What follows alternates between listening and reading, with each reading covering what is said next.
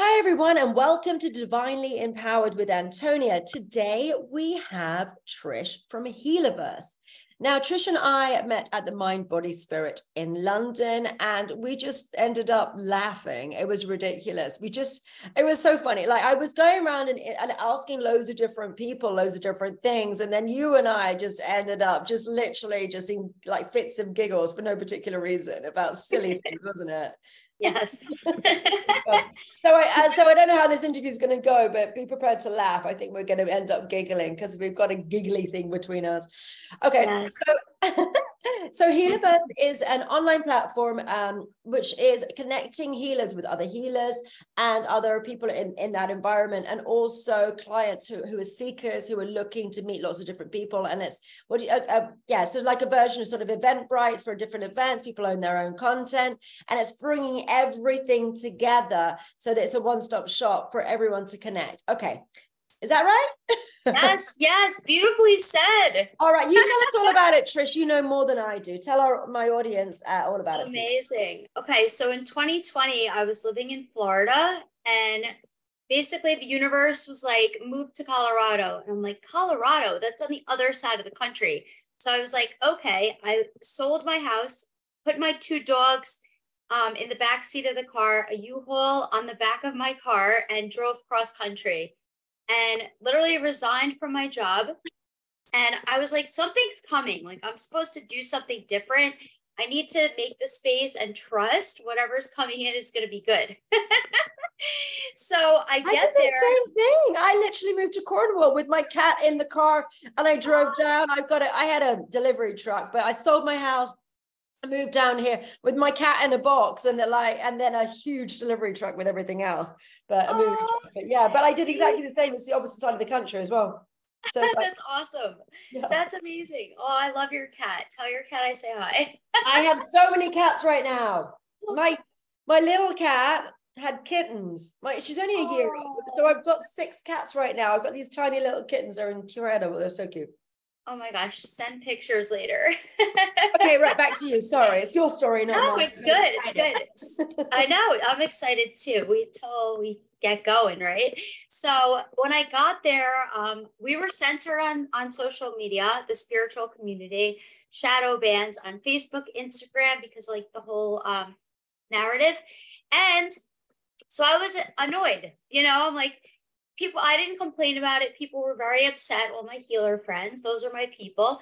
And I was thinking, I'm going to do something about this. How do you build a social media platform? How do you do this? And then I realized, like, I'm in Colorado. That's known to be one of the most spiritual places in the US. Most healers, like, that's the spot. How do you find healers, right? I'm like, how do I even find them? I'm Googling, looking for healers. At this point, I'm a Reiki healer. I'm a Theta healer. And like, I can't find my people, and I'm in Colorado, So I was like, So anyways, I had the download come in to build a social media platform and a space for people to come together with love and unity, and for people to be able to find healers wherever they go, and events and workshops. Everything is so fragmented across our community. So it's like bringing everything to one place for the first time. So we've just launched in the US, the UK, Canada, and Australia, and we're going to take it globally eventually. And basically what's nice about Healerverse is the healers all own their own content. People are eventually going to be able to book appointments with healers directly through the platform. So the community is like protected, and they know that these are legit, and they are who they say they are. And we're building out a metaverse so that way people can do healing on the metaverse, like sound healing, hypnotherapy. You could do everything on the metaverse, even Reiki. And it's completely decentralized through blockchain technology. And healers will be able I haven't used it since I moved. What are they called? Oculus. I have one. I haven't used it since I moved house. I was using it loads during lockdown, and like meeting up with people and hanging out. And then I just, live by the sea now, and I haven't used it. In cities, felt really, really important to have it, and I've literally not get out of the box. But I could do healings through Oculus. That would be quite fun to be doing things and have everyone there virtually. That'd be really fun. Yes. Yeah, one. Oh my gosh, yay! Welcome to Healerverse, Metaverse. So yeah, we're going to be building out metaverses for healers too, if they want their own metaverse and like customize it for them. Like, you know, like any type of healers, they're going to want their own customized metaverses. So we'll be able to build that out for them in Healerverse Metaverse. That's all coming soon. Wow. But I mean, would never want the same thing. I don't know. Maybe I just want like a white sand beach. Maybe everyone 100%. Yeah. I don't know. Everyone likes different things. I assume everyone likes the same things, but some people like the snow and some people like the forest. I'm a beach kind of girl.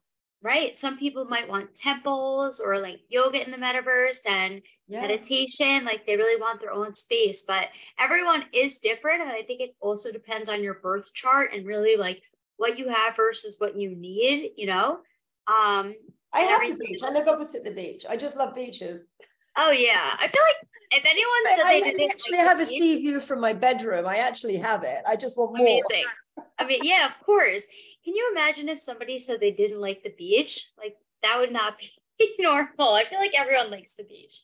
I mean, I was away a couple of days last week with the dream team with people who are familiar with Honey and Abby and Lisa as well and Anya. And we were staying in, we ended up staying in two separate places. And Lisa and I were just in this lake house. And I was like, oh my God, it's so nice being in this lake house. And it was a cabin by the lake. It was just, I mean, it was fancy and it was gorgeous and there's loads of land and like, it was part of a hotel. So we had all the facilities as well, which was fantastic. But it was so funny because I was, oh God, I'm really enjoying being by the lake and having the lake views and these little ducks swimming past the rooms. And it was gorgeous. And I was amazing. And then I drove back into town, into where I live with everybody. And then I was like, oh my God. And I drove past the sea and I got really excited. I was only gone for 2 nights. And I was like, I so missed the sea and I hadn't realized. I was like, oh my God. And then the lake was amazing. Yeah, water, me. Yes, water codes. Yes. Yeah, but that's the thing. That's what makes us appreciate things is when we like leave them for a little bit and then we come back and we're like, yeah, there you are. I can't believe how much I missed it in 2 days. I don't know. It's just, yeah, I need the sea. I really do. I like the sound of this. So a metaverse, because I mean, I think a lot of people are quite anti that sort of stuff in the healer community as well, because they're thinking about the dark AI and all that sort of stuff. But I think well, AI is different. AI is way different. That's different. So Healerverse doesn't use any AI. It's all human interaction, and we want to keep it very humanized. So really my main goal is to bring people together, especially locally. But if you're going to be doing digital experiences, might as well take it to the next level, you know? And that was one of the things during lockdown, because I was, you know, because obviously we weren't allowed to see our friends, and I was actually using the metaverse, which I suppose not everyone was, but I was fabulous during lockdown to go to the pub with my mates. And we were meeting there and like having drinks in the pub and like with like ETs, like very much something like out of Star Wars, you know, and having all these weird aliens sort of walking around with all their different, you know, very much like a bar in Star Wars, you know, and that's pretty cool, you know. And also, I mean, I think it would be nice to have people's avatars looking like them, but I also think it'd be quite fun to have some like weird looking Jar Jar Binks or all these different things there. And the other thing is, if you think about it, like some people are like, I want to like learn about spiritual practices, but I don't want anyone to know it's me. You know what I mean? Some people are still kind of like in a specific mindset that they're like, oh, we're interested, but like because of like cultural or like historical like things that they've been through or religious, they're like scared to be like, you know, to come out. So it gives them the opportunity to practice anonymity and be whoever they want to be. Yeah. That's interesting. I mean, I have people sometimes, we know who they are anyway. But you know, I do have people with their cameras off and things like that when I'm teaching over Zoom. And I just think it is good to be able to do things globally. You know, I mean, a lot of my business is online. Most of my stuff is online now just because proximity, but my classes are pre-recorded. So, I mean, it's the same sort of thing, but it's just spreading it in a different way. And why not use all that? That's fun. I like that. And also healers will be able to put their content on the blockchain, whether it's like their art, their music, anything to say that this is theirs, and it can be verified that it's their content, you know, and that they own it. And really, like the way that we're going with crypto and stuff, like, and decentralization, to be able to, you know, like own your own stuff, like, you know, the blockchain basically certifies that it's yours. So if anyone tries to steal it, they can. I like that. So it's a copywriting of it's because Yeah. the problem with copywriting is you can't copyright ideas. You can only copyright physical things. So that's different, is it? Then it can be your ideas that you can copyright in some way. Yeah. Whether it's like music or art or anything, like it's going to be interesting to see the direction which all of this goes, and it's going to kind of be fun too. Yeah, because I feel like too, we want to educate the spiritual community about blockchain technology and crypto and non-fungible tokens and stuff, because a lot of people just don't know how to use it. But since we've been censored and shadow banned for so long, like we probably need it more than anybody, you know? So we're gonna like educate people how to use it and make it super easy. Yeah, because I don't understand any of that stuff, to be honest. Yeah, like step 1, step 2, step 3, done, like that. Yeah. That's how and it's daunting and overwhelming, because I know some, like a lot of my audience is slightly older. A lot of them are over 65s, and you know, especially, you know, and it's mostly women, and it's slightly older often. They seem to be more open often. I don't know. Maybe I just appeal to slightly older people. I don't know. But they, you know, people who haven't grown up with all the technology. Like I'm a millennial. I'm I don't know, my Generation Z. Depends which one you talk about it. Yes, I'm 85, so I'm on the border. You're 85. I was 80, so I am Generation Z, millennial, Generation Z. Yes. So yeah, we're kind of ghetto. So we've got the analog and we've got the digital. Like we're going to bridge the two. Well, so do you, if you're the same age, nearly 5 years. Yeah.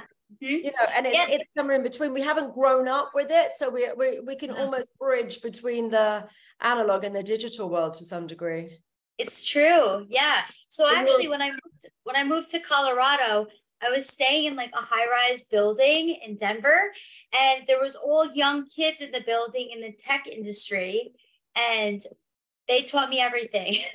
Oh, cool. That's probably why you moved there, to meet the tech kids.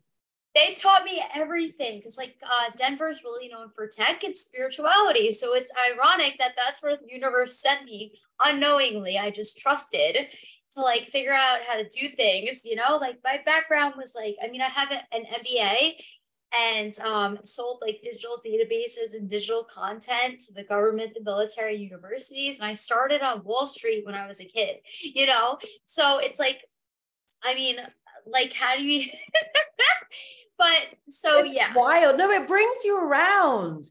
It's just amazing how, you know, you go and acquire all these skills and you think, why the hell did I do that to then become here? And then it doubles back. I used to be a TV host. You know, I used to do TV presenting. Yeah, you know, and now I'm a TV host again. It's wild that, you know, I had the foundation in it. I used to go and do it. I have training in it. I've worked with producers. I've worked with, you know, I used to be a model as well and do loads of different TV things. So I've been taught how to do it by people who are actually, you know, I'm used to having talk back in my ear and doing all sorts of different things. And now I'm a little more guerrilla doing it, but yeah, it's just me and a computer. But, you know, I probably will build the production up at some point. But I am used to doing it in a certain way and used to making sure that I'm not umming and erring. And, you know, you have to learn how to do it and to keep talking. The biggest thing with presenting is don't stop talking and don't freeze. You just got to keep going. Yeah. Yeah, that's totally you, though, because you have such a beautiful, vibrant, like loving, like personality, you know, so that's like perfect for you. I love it. Yeah, and it just gets the message out, and I think that it's important. Like, you know, the work that I'm doing is amazing. I'm doing really wild, crazy stuff. The cellular regeneration, reverse aging is like off the hook, mate. It's incredible. But, you know, there are loads of people who are doing really cool stuff. And I just want to learn. You know, I'm here to tell people about what I'm doing, but also about learning what other people are doing, because there's loads of people with really cool stuff. And I don't know everything. And this is, if I get to interview people, I get to learn really fast. And I get to ask the questions I want to, you know, rather than reading. I mean, reading is fantastic as well, but if you can talk to the actual person who's creating stuff, you can get your questions answered really easily. One of my favorite things to do is to interview healers and enlightened beings, because I love to know there's millions of different healers and modalities out there, and like nobody practices the same thing. You know, it could be like called the same thing, but it's never the same. If you go to a chiropractor, it's always a different experience. If you go to a Reiki healer, it's always a different experience, every single one, you know? So like, it's interesting to like speak to people and see what they can teach us and learn from them. And the community too is just a different, like, it's the love that pours out.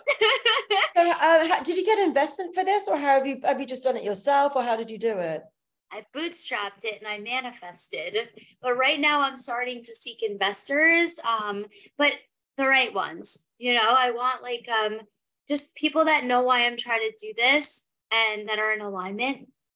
So yeah, we're raising right now 1 million for a percentage of the company, and that's all we want to raise. We're hoping to be able to have that be like the ends of it, and then just keep going.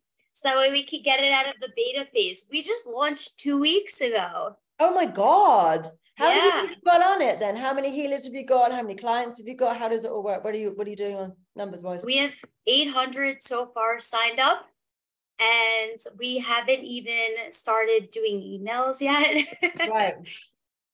And so is that mostly healers, or is that mostly seekers, or a combo? It's honestly both. It's both. Yeah.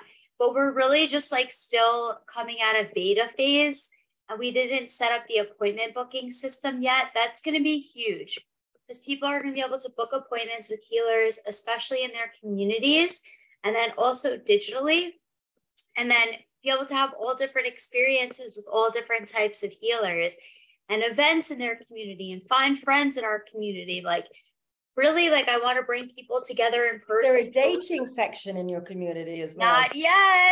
Right? Isn't that the dating site that you're going to want to be on too? I mean, maybe. Right? No, unjabbed and actually working on yourself. Exactly. Yep. Exactly. Yep. There's apparently a Facebook page for people who haven't done that thing. So okay. Yeah, Facebook. Yeah. That's amazing. It seems like they didn't push that as hard in the UK as they did the US. They kind of did. There's not that many people over here who haven't done it. But yeah, they did push it really hard. You weren't allowed to leave, you know, or go to a restaurant. Well, yeah, it was pushed hard everywhere. And a lot of people were going to lose their jobs if they didn't do it, especially people who are working in medicine. That was really bad for them. They said, you know, if you're a doctor or a nurse, unless you've got it done by a certain date, off you pop, you lose your jobs. There was quite a lot of jobs which were going to be lost because of that. And a number of people managed to stand strong. But yeah, it was pretty harsh here. And also believe the narrative, you know, and we were very much bullied into, if you don't do it, you're going to kill grandma. We were coerced, you know, you're going to kill grandma. And I always said it was a flu with PR. I stand by that statement. I said that at the beginning. It's a flu with PR. And I worked in PR. I used to work. I was exactly. PR. Yeah. At Freud Communications, which is one of the biggest PR firms. And I've seen PR. I have a PR as well, who helps me get all my press and things like that. But I actually worked for like 1.5 years, 2 years or something. When I was 19 in PR, I've seen how it works. I see how you push agendas that you want to push, and you remove things that you don't. And like, if there's an agenda if there's a story about someone doing something that they didn't want, you have to like, you know, and you don't want that going public, you switch it out with another story, which is juicy about someone else or about them doing something else. You know, like there's a number of people who've been, you know, who've been caught being like having gay affairs, for example, and then they just put it in like a straight affair rather than a gay affair because they're worried about their brand. And like, this is typical work. This is what, so I saw it. Yeah, so I knew it was flew with PR. That's what I said from the beginning, and people are still not happy to hear that, and yet it's what it is. Yeah, totally. Yeah, basically, I still will say to my family, like, can you believe I'm still alive? Because they're like, you're gonna die. Da, da, da. You know, like after everything you went through, you already like we're in a coma and all this stuff. Like, we'll go into that in a minute. Yeah. But yeah, so, I was like, I never thought I was going to die because I don't get sick because I'm good at healing. I'm a healer. If you're a healer, if you're a sickly healer, then you got some work to do. Honestly, that I'm quite militant about that. Like, you need to, like, why are you, if you're a healer, you shouldn't really be sick. I never am, so I can come back with that. So I think, yeah. So I was not worried about that. A flu. I know it's, yeah, if I get sick, which rarely happens these days, it's because something is out of alignment. Or like it's a sign. Like when I was in UK, right before I met you, that week before I was sick, and I was actually grateful because otherwise I would have been running around London seeing people, and I got to just stay in my flat in London and just rest, and it was amazing. And I'm like, that's what happens, you know, like a lot of, we don't take the opportunity to rest. And so we end up, you know, the rest takes us because we're sick. All right, let's talk about your NDE. So near-death experience. So go. Okay. So in 2014, the paramedics found me. I was 86 degrees Fahrenheit or 30 degrees Celsius. My mom had a feeling something happened to me and had like a wellness check done on me. And they literally found me sitting straight up dead. And I had like vomited and choked on it and my heart stopped. I had cocaine. Yeah, my heart stopped. So I will say I did bump up the AC that night. And because I was like really hot. And I like told myself, like, don't lay down on your back because you have so many people that you know that passed away like that. So they literally found me dead, sitting up straight, like blue, completely blue. And they resuscitated me twice and brought me back to life. Did they knock on the door? Did they bash the door down? What happened? Why? So I was in the mom? Like, what? So my mom just had a feeling something happened to me and they came to check on me. But how did they get in? So I was staying in her house in Florida and she lives in a gated community and they came with the key, like the security office had her key. Okay. Yeah. So they found me and they like took me to the hospital. And after that, I laid in a 9-day coma on life support. And basically the doctors told my mom and dad, like, no way she's going to make it. And if she does, she's definitely going to be brain dead. Like she was like a goner, you know? So I will say I did go to the other side, if you want to call it that. Like I was on this like gondola looking boat in a tunnel cave going to the end of it. And at the end of it were like 2 spirit guides. And I came out of my body and I saw my feet and they were blue. I had no idea that they were my feet though. I wasn't like conscious, like, oh, I'm looking at my feet. You know, I thought that they were somebody else's feet. And the spirit guides were trying to fix it. The little man, it was a man and a woman. The man was trying to fix it. He was like, this is not supposed to happen like this. He was very like upset almost. It's not supposed to happen like this. It's not supposed to happen like this. And the woman was kind of like a goddess princess, like you, actually, like tall, like blonde goddess, like pink lipstick. And I'm just kidding about the pink lipstick because literally she did look like you though. And she was like fixing Second it. time I've been called a goddess today. Actually, Yeah. hilariously. It's really That's what happens when you spend time with the right people. Yeah. So anyways, I went to, like, after that, I went up for a little bit. So up at the top of the cave, they were celebrating Christmas up there. Like it was Christmas. They were celebrating Christmas. I went up there for a little bit and I was trying to talk to the people there and be like, guys, I just, the feet, I was trying to tell them what I just experienced, but no one was listening to me. And what was interesting about that was the people that I saw there, some of them I knew from this current lifetime, which makes me realize that our souls are definitely in two places at once. And this is only my own interpretation. I want to say that, right? Because I don't ever tell anybody what to believe. I don't like that. This is my own experience, my own synopsis of what happened. So, and I think that too, I was recognizing that it was Christmas based on this current lifetime's upbringing, which was going to Catholic school, growing up Catholic, whatever. Was it Christmas time? What time of year was it? Was it anything? It was November 16th, 2014.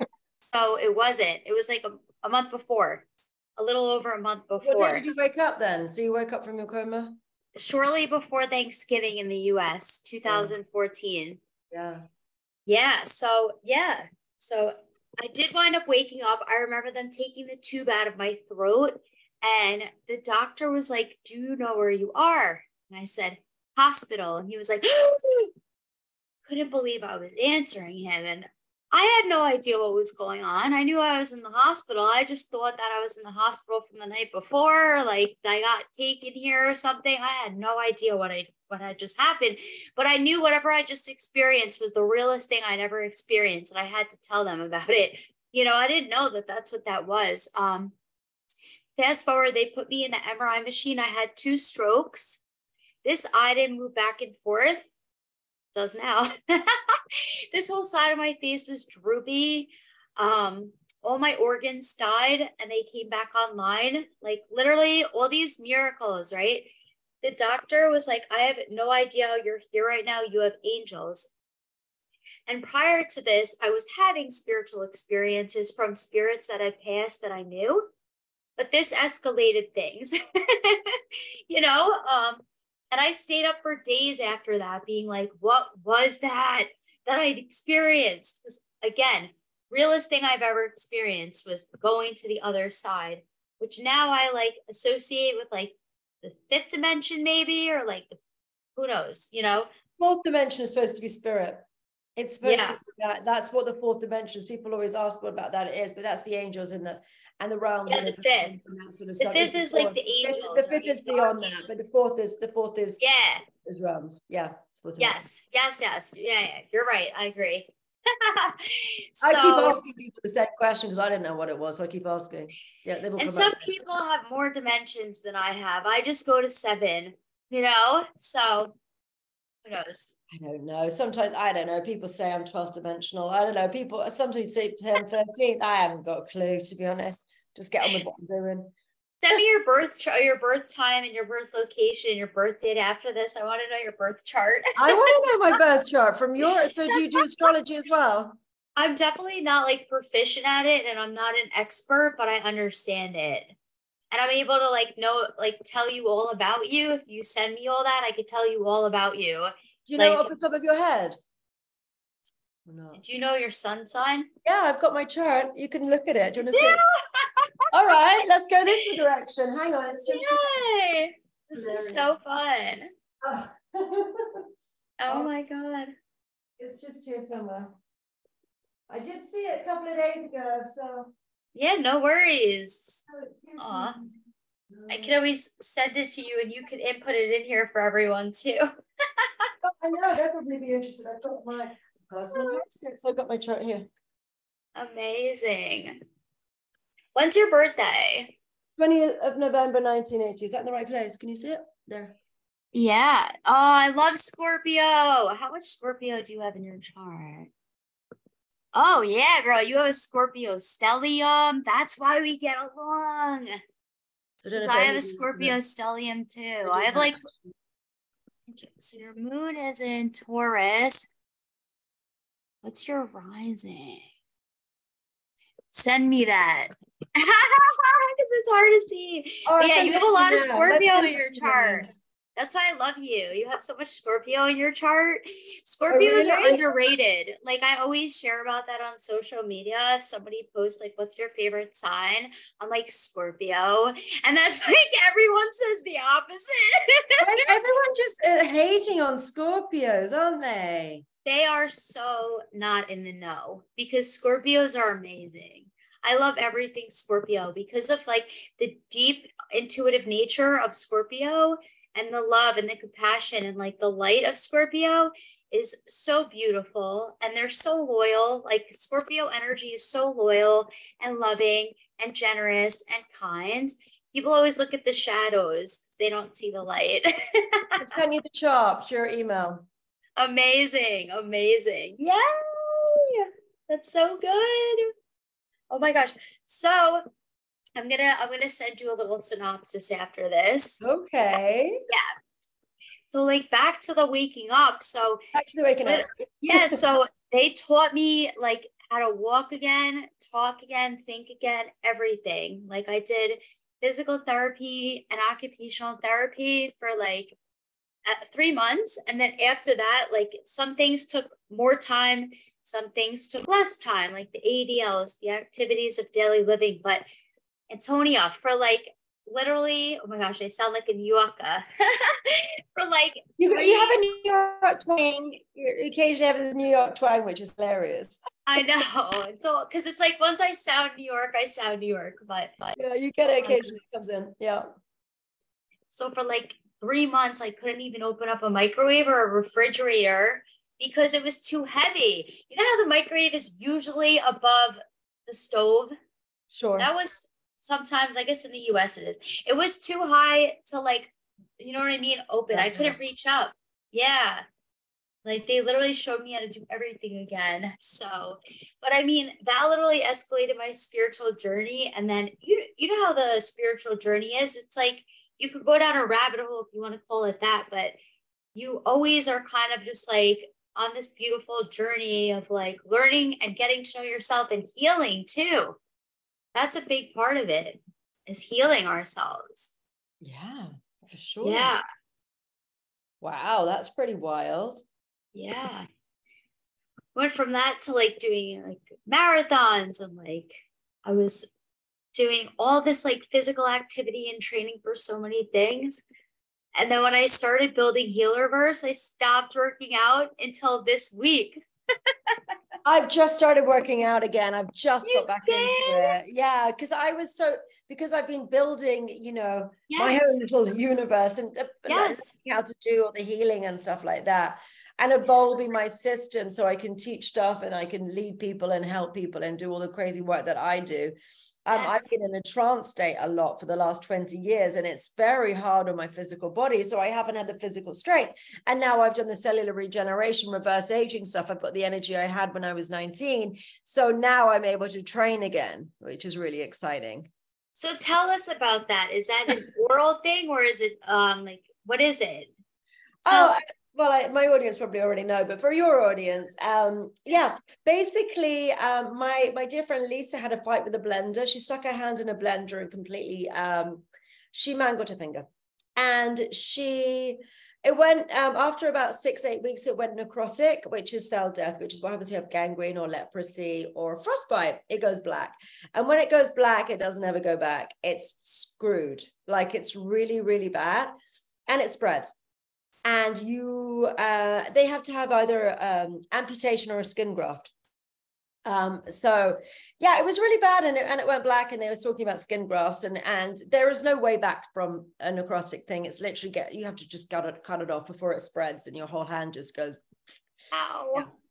Anyway, so she told me about it, and I just been watching videos about salamanders. Salamanders, if you cut the tail or the leg off a salamander, it regrows. So a scientist ended up cutting the leg of a salamander and monitoring what was going on with all sorts of medicinal devices. And basically there was a surge of energy and a pulsing. So he mapped that, and then he cut the leg of a frog and reproduced the electrical charges, a big pulse and then a big surge and then pulsing. So I just watched that video, and it was also talking about people being sick, and there's about millivolts, so they can measure the electricity in your body in millivolts. And if you're very healthy, it's 70 to 90. If you're pretty unhealthy, it's 30 to 50. And if you have something like a tumor, it's 20. So what's really interesting, so I think menopause is when you drop below 60 on the cellular voltage thing, and I don't think it's necessary. Anyway, so I looked at her finger, and I tuned into her finger, and it was at 20, which is the same as a tumor because it's dead. I mean, that's, Right. you know, it's just a very, very low vibration. So I just went, I wonder if I can create something for you, because I don't like this. And I freaked out. I was like, I'm not cool with this situation. I mean, that's my freak out. I was like, I am not comfortable with you having to have your finger freaking skin graft and it being black. I was like, not on my watch. And I got all like about Girl, yes. Anyway, so I went, right, let's see if we can fix this. So I was like, right, I'm going to do this. So I made this surge of energy and pulsing, and I basically filled up her system. She could feel it in her finger. And I did my face at the same time. I was like, right, if I'm doing that, I'm going to do my face, because I'm just thinking, always been thinking about anti-aging or reverse aging and things like that. And I was aging slowly, but still aging. Anyway, so after 1 week, Lisa's necrotic finger went back to flesh colored. Wow. And wow. my face is reverse aging. I had a line here, which was down there, and I can't make it do it. I had one which went down there last summer, and that is completely gone. I'm noticing my lips getting thicker. My lines in my face are just going down. I'm looking like I did in my early 20s, but more importantly than my face, I mean, obviously most people want that sort of stuff, because why not have a face from your youth? Fantastic. More importantly though, it's the energy levels. People pay a fortune for Botox and fillers. Like, this is a huge important product. But more importantly, it's the energy. So I've got the energy I had in my 20s, or not. Like my friend who's known me since I was 19 said, you feel like you're exactly the same as you were when you were 19. So my life force energy is coming back, and I am literally, I've got life force I had 20 years ago. So I'm able to, I was just saying how busy my days are to you before we came on. And I can do today. I've had 2 healings and 3 interviews. I've got someone else after you, and I've got more to do past that. It is like I've got 10 minutes in between. I'm like session, and I can handle it. And I'm still downloading my level 12, where I'm teaching cellular regeneration to my students this weekend. I need to write that tomorrow. I haven't had a day off. I've had my family visiting, and then I had the dream team visiting, and yesterday I had a quiet day, but then everyone left yesterday, so it wasn't that much of it. And today it's just running and laundry and everything else. So I've got energy that I had in my 20s. And this is the most valuable thing on the planet. Our youth back. Like, you know, they say that youth is wasted on the young, but we can be older and having that. So I reckon, so it's also affecting a lot of people, like a number of people who've had menopause. Their symptoms have gone overnight, all their tiredness and their achiness and all those things. So we're still in beta testing, not for much longer. The price is going up probably in the next week or so, and then it's going to be a bit more expensive, but I'm going to incrementally increase the price, because this is the most valuable thing there is. Your youth, it's priceless. So it's the most important and valuable thing, and I am so enjoying bouncing. I'm like Tigger. I'm bouncing everywhere. It's just so good.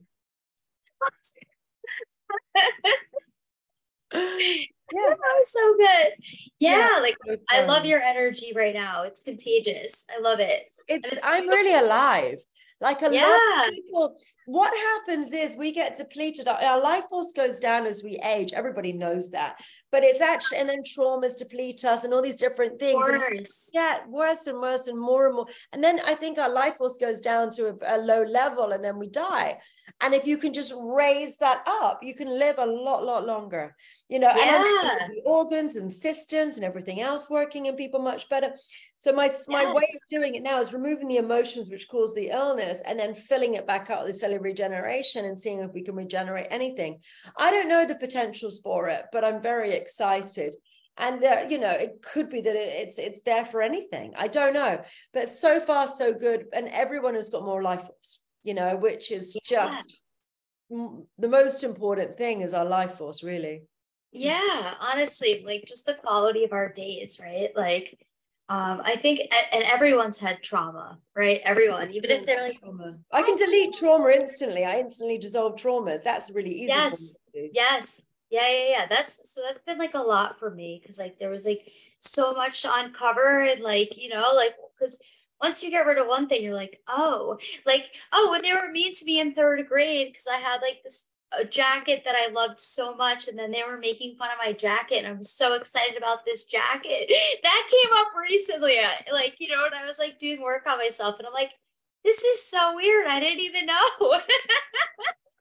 And the problem as well, we have this problem with memory, and they I think it was yes. Now it's Dr. Joe Dispenza. I think it was Dr. Joe Dispenza because I listened to his stuff, that he was saying that a clever scientist worked out that sometimes 50% of our memories are false, that we have Chinese whispered ourselves and retold a story so many times, which actually didn't happen that way. And we've made it infinitely worse or infinitely less bad than it was. It tends to be worse because we tend to be orientated towards the negativity. But it's equally possible if you've been abusive to someone that you have made it smaller because you don't really want to be culpable for doing something really nasty to other people. But it's also equally possible that you've made it bigger. And so we are just, you know, replaying these memories and adding extra bits to them all the time, which is making our traumas significantly worse. So it's real important to get rid of these things. And also not to be too attached to them, because some of the things that we are attached to aren't actually accurate. And that's it's a really, really tough pill to swallow. So it actually wasn't quite as bad as we've made it out to be. So it also happens when you talk to siblings about situations that you've never discussed, you know, and especially, you know, when, I don't know, your mum said something and you were both there and I was like, that's not what happened. You know, it's really interesting. Yeah. Yep. Yeah, I feel like too rewriting the narrative for like having gratitude for whatever it is, like, you know, whatever it was, whether just because it made us who we are. I like to rewrite narratives. Yeah. My sun sign is Aquarius and optimist. So we're both fixed signs actually, like sun signs, but I like to rewrite the narrative like for whatever like hurt me, whether it's true or false or my like, you know, my experience of it, and just have gratitude for it and give gratitude for it. Thank you. You can cancel it out. You can cancel it out. You know, you just have to, I mean, the hardest thing is really looking at it and looking at your own, you know, your own behavior and getting out of victim mode, because it's just all too easy to be victim, but you can either be victim or victor, you know. It's time. And the thing is, I was listening to something the other day, which was saying, what is it that makes a villain and what is it that makes a hero? They tend to have the same origin story. Normally something horrible happened to them. Maybe their parents died and maybe they got left alone in the wilderness and the world was really difficult to them. And the villain takes that and he's like, right, well, then everyone is horrible and I want to destroy because this is what happened to me. So I'm become the villain and I'll destroy. And the hero story, same backstory. Yeah, they decide like, well, I had such a bad time. I want to make sure that everybody else has a better time. So they become the hero of the story. It's not the trauma. It's how you react to it, which defines who you are as a person. And it's up to you to decide if you totally. Yeah. Up to us. Yes. It doesn't, I mean, as horrible as people's situations are, that doesn't define you. How you react to it defines you. 100%. Yep. Yes. There you go. Yep. Okay, so tell us more about Healerverse. We're supposed to be talking about that. Tell me a bit more about Healerverse. Anything else anyone needs to know to get in contact with you? Words of wisdom, that sort of stuff. Yeah. So my the website is 5dhealerverse.com. My personal social media is Trish Kane Healerverse. We'll just put it in below. So I think you've emailed me that already. Yeah. And add me as a friend on Healerverse, obviously. And I would say my like final words of wisdom are Is that there a subscription before we get to that? Is there a subscription fee or how does it work? It's free. So we take a percentage of everything booked through the platform, just like Eventbrite. But eventually we will be doing a subscription-based model and verifying healers. So that way they get a little check mark next to their name and they can do appointments. And we're like, yes, we verified them.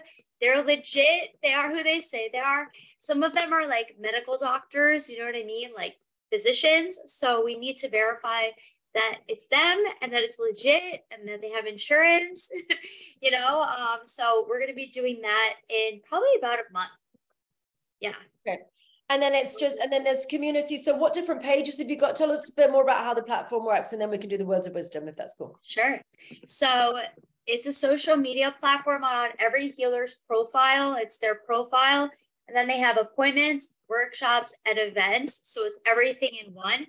And then seekers are able to go on there and find healers and friends, everyone in one community. It looks like a Facebook with healers having their profiles. So kind of like a mind body app, but not, because it's more of a community-based app, and it's a web app because I didn't want to be on Apple, as you can imagine. We already talked about reasons for that. Okay. Yeah. And being controlled with that stuff. I really want really? to. Even the apps are controlled, are yes. they? Oh, I had no idea.